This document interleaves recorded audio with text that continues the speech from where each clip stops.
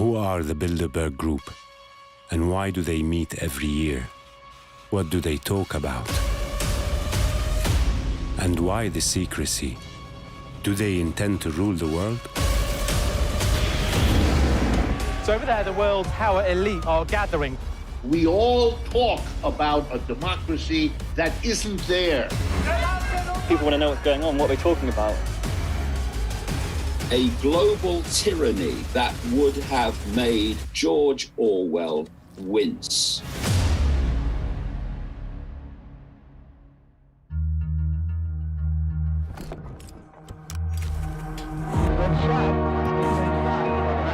Crashed into one of the towers.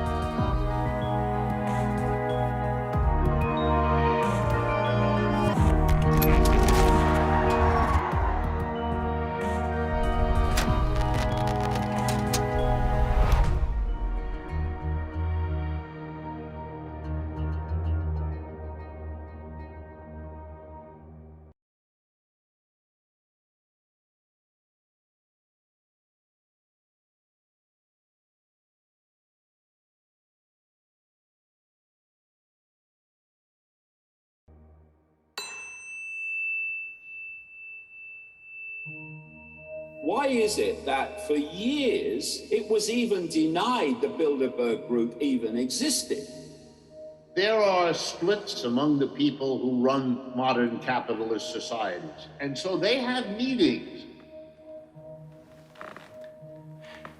Is the Bilderberg Group the true elite that rules the world? Do they manipulate presidents and economies to their advantage and manipulate us to believe that we have a voice and a choice?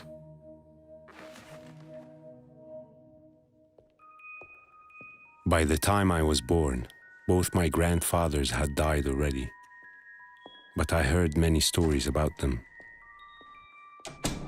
What I gathered from these stories is that I must believe in myself and have principles, and that many times an idea can be more important than one's self.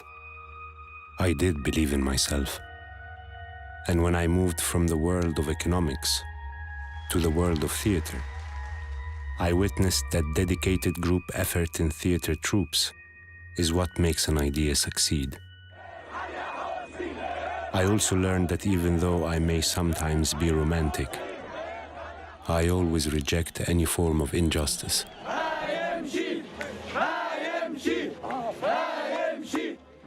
It is not strange that we hear of individuals forming groups with the intention to hold power and rise above the people and democracy. Bilderberg Group. Bilderberg. The Bilderberg Group. But there is one group which many people believe is the board of directors of the world, the Bilderberg Group. Who are these people? The billionaires, politicians, bankers, and European royalty. So over there, the world's power elite are gathering. People want to know what's going on, what we're talking about. If we cross that police tape, we'll be arrested. For me, what is said about the extra secrecy of the group raises questions. What are they trying to hide, if they are hiding anything? But even with their strict confidentiality, we may know a few things. We know, for instance, that the Bilderberg meetings were initiated by Prince Bernhard of the Netherlands in 1954 in the Bilderberg Hotel in Holland. The meeting takes place every year in a different place. We may also know the general topics discussed in the meetings. And it says in the website of the group that participants can use any information they received in the meetings without revealing the names of the speakers or participants. David Icke is a British journalist and a famous conspiracy theorist who has researched the Bilderberg Group and wrote more than 20 books.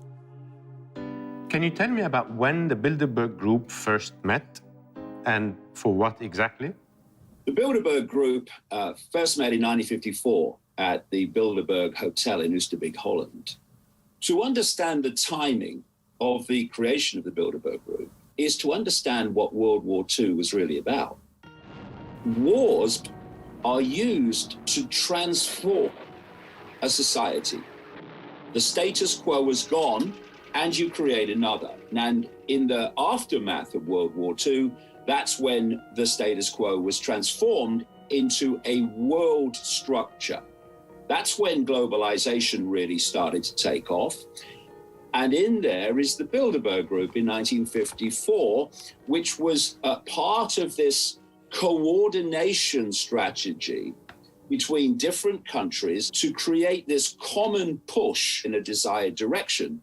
This is a classic organization drawing together prominent and influential people in all areas of human life. Politicians, some journalists who have a golden rule: you don't report what happened at the Bilderberg meeting. These are military people, intelligence people, many, many heads of major global corporations. And what the Bilderberg Group is a way of bringing these people together to form a common policy. And many of the people, most of the people that turn up have no idea what the big goal is.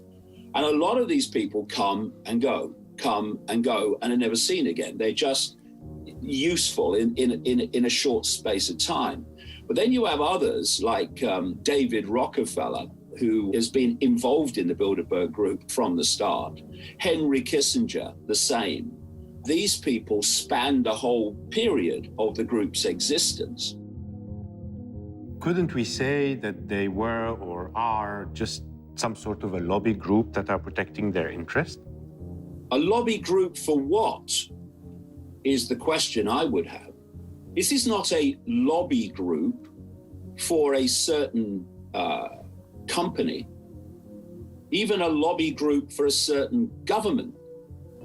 Why is it that for years it was even denied the Bilderberg Group even existed? They are a global elite which work to push human society into the direction of a global tyranny that would have made George Orwell wince.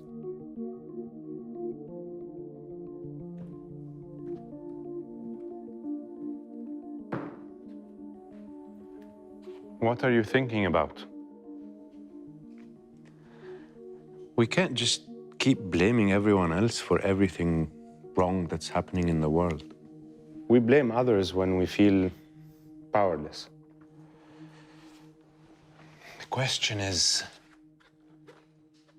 maybe they're not a secret society and they're just a private one.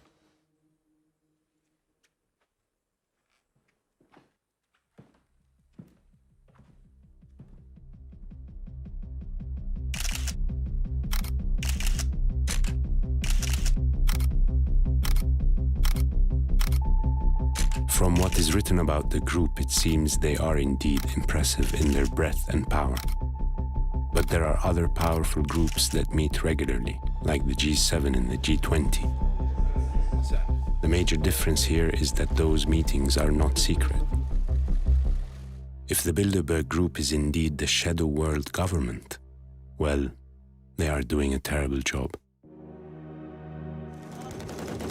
Or maybe they are getting exactly what they want. And is it really true that after they discuss something in their agenda, then we see surprising effects in the real world? There are people that find it difficult to believe that the oil shock of 1973 could have been masterminded by the Bilderberg Group, as many claim. For starters, the United States Secretary of State, Henry Kissinger, had not attended that year. But at the press conference of the following Bilderberg meeting in 1974, the declarations of Prince Bernhard could raise some questions. L'année dernière, le thème, c'était la possible crise d'énergie. Sans savoir, nous étions des petits prophètes et la crise d'énergie est venue beaucoup plus vite que tout le monde des participants ont pensé. I want to ask the American economist Dr. Richard D. Wolff about the relation between democracy, capital, and the Bilderberg Group. I wanted to talk to you about the Bilderberg Group. Why do you think these people meet regularly? There are splits and disagreements among the people who run modern capitalist societies.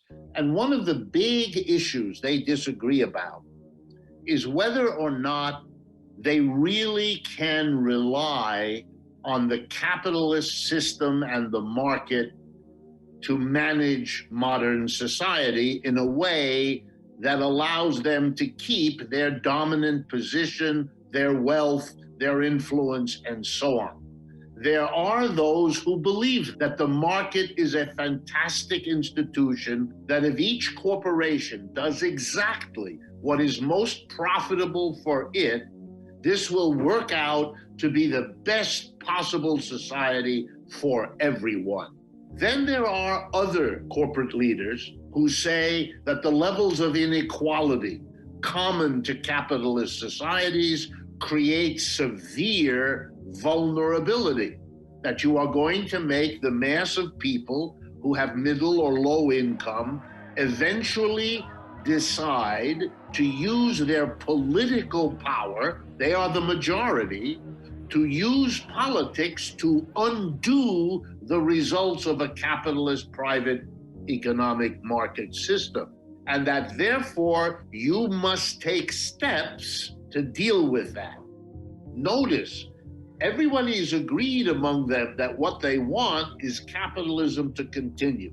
The people to run the corporations continue. But one group doesn't want to worry about taking care of social problems, and the other group does.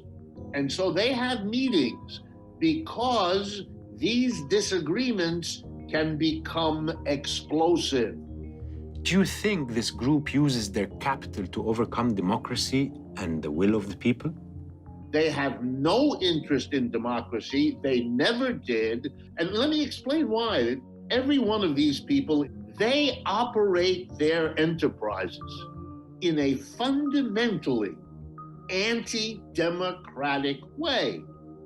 For example, the board of directors does not submit its proposals or its strategies to the entire employees to get their approval. That would be a democratic way to run an enterprise. They don't do that. What the enterprise is in capitalism is a systematic training of the population against democracy.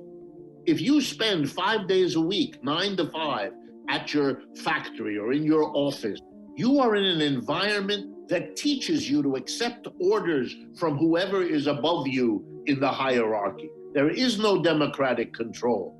We all talk about a democracy that isn't there. And partly the talk is a compensation because it isn't the reality.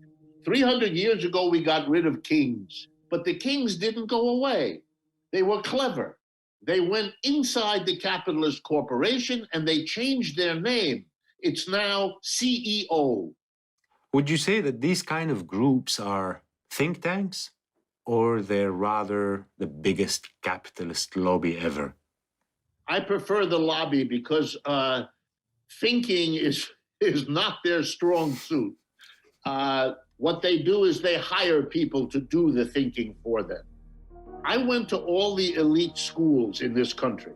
I know all these people. They're managers. That's what they've been trained to do, to manage, to identify who they can rely on, who has technical knowledge of this or that. So they bring people like me, a critic of the system. They want to know how people like me look at all of this. And I always have an ambivalent feeling, wondering to myself, who am I helping here? These are not my people, We are laughing, but it actually feels hopeless. Do you think there is any way around this? In the heyday, when these systems are powerful, they are powerful because they have persuaded the mass of people that it must be this way. Well, you've reached the end of the video. If you are interested in learning more about similar topics, here you will find other really interesting videos from the channel. Thanks for watching this video. Click on the like button if you enjoyed it, and do not forget to subscribe in case you didn't. See you on the next one.